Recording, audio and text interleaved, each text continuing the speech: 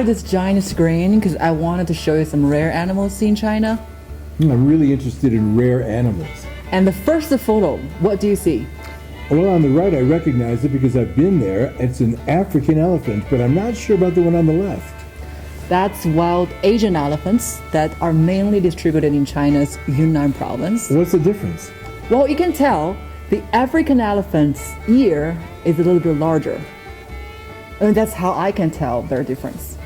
I think the ones on the left, the Asian elephants, have been world famous recently because they were on the international news. For making a northern migration in China.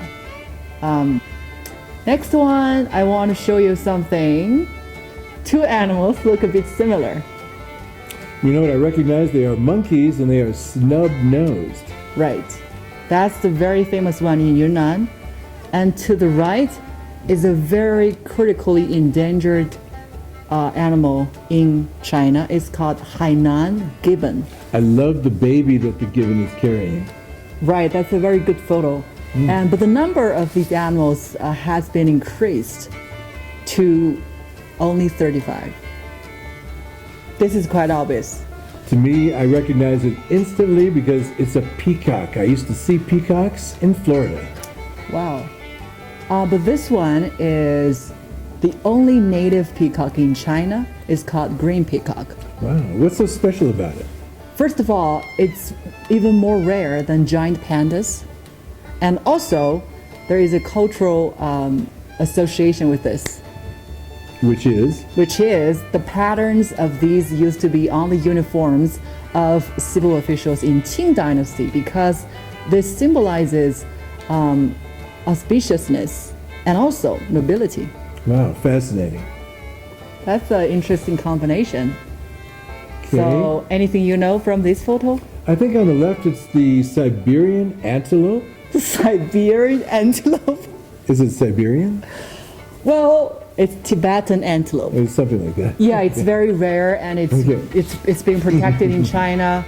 But why do you think I put these two photos together? Well, actually, I recognize on the right it was one of the mascots of the 2008 Beijing Olympics. Am I right?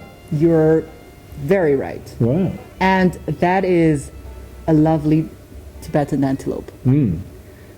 Well, of course you know these. I think everybody knows the panda, everybody knows China. But recently there is something new about this animal. They have been downgraded from endangered to vulnerable, which means man can protect animals and they can actually do their best to make them grow in population. So what do you see here?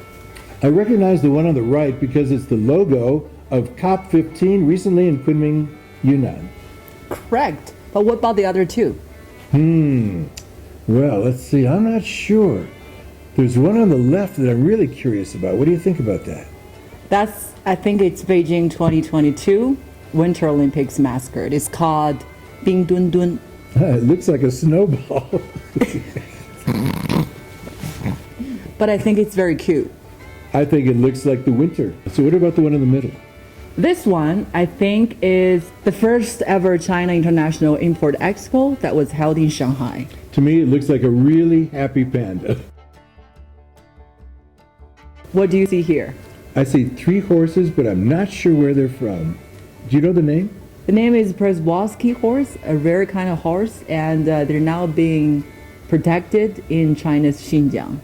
Now the number of these animals has been increased. With China's help. You're right. Whoa. Which one is more fierce? To me, they're both fierce. Right. Do you know where they live in China and what they're called? And the one on the right looks like a leopard, maybe a snow leopard. Right, correct. And the one on the left, everybody knows it's a tiger. They're called Siberian tigers. And lately, China has established Northeast Tiger and Leopards National Park.